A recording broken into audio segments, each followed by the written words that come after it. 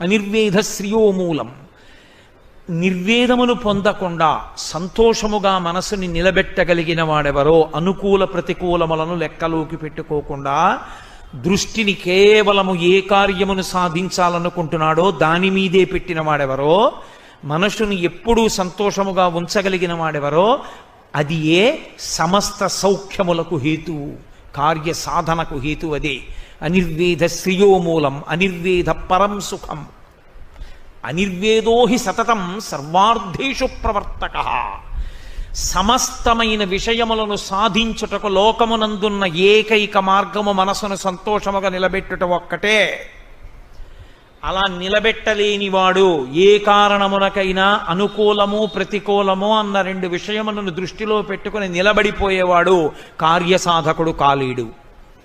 కాబట్టి అనిర్వేదో హి సతతం సర్వార్థేషు ప్రవర్తక.